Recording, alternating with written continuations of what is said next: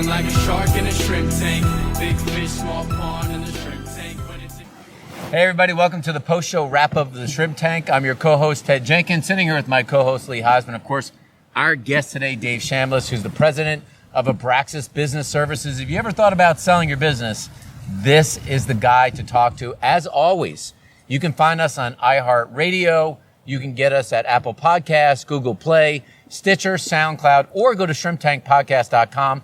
If you want to hear the entire interview that we did with Dave today, you'll learn a lot about how to sell your business. You know, I'm going to have to say, Ted, Dave, this has been a glorious day. Unbelievable. Glorious day to have a podcast outside. It's the high 50s, low 60s, but the sun is just beating down on us. I couldn't ask for a better day. Thank you for coming out today, Dave. But Dave, tell our listeners, if you don't mind, what do you guys do at Abraxas? Tell us that niche that you guys specialize in. Thank you for asking. We aim at business owners who have businesses with revenues from $5 to $30 million. We're agnostic in terms of the kind of business. We get our business through referrals, and so we have developed an approach that allows us to sell across industries and types of companies. The things that differentiate Abraxas in the marketplace are these three. The first is, what do we think of as our job? We think our job is to get the deal to the closing table.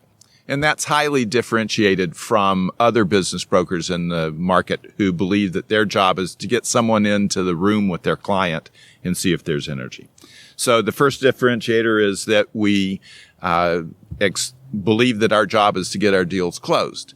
The second is that if we're going to focus on getting our deals closed, we'd better have a process that works across all different kinds of businesses. And so we've built a repeatable model that focuses on writing the story that we're going to use to sell, identifying the correct buyers, think strategic buyers, and negotiating the term sheets, which include all of the business issues that are going to be involved in the deal.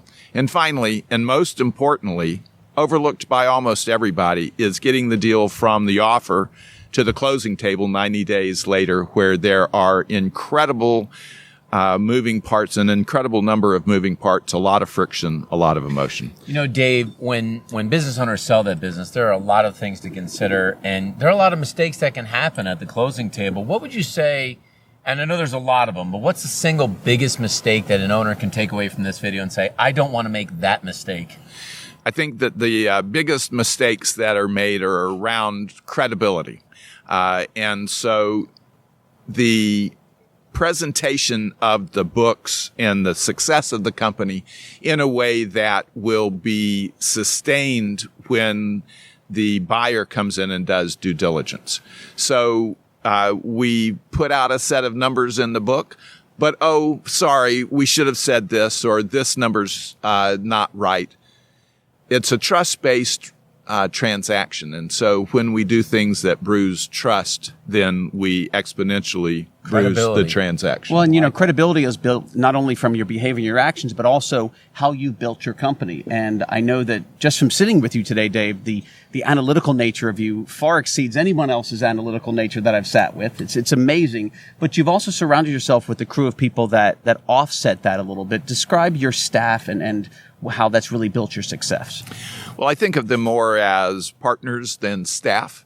And the key element in building a successful team is to welcome critique, to welcome people saying, well, you should have done it this way instead of that way. Of course, how that problem is discussed is important, but the ability to hear other people critique our performance is key, because that way we're learning at the edges. And if we're not learning, then we're really not progressing and upping our game. Well, you know, you only grow when you're able to hear the constructive criticism and you're able to listen to it. So just and to do something about it. And to do something about it and take action. So if people want to take action, Dave, how would they get in touch with you? Go to the website, and each of us has a connection to our email. There's also a global email. The other thing that you'll find when you come to our website is a set of articles that we have written. We think the best client is a knowledgeable client, because it is a shared responsibility to talk about the business, and the business owner knows it best. And so that would be one of the keys. Excellent.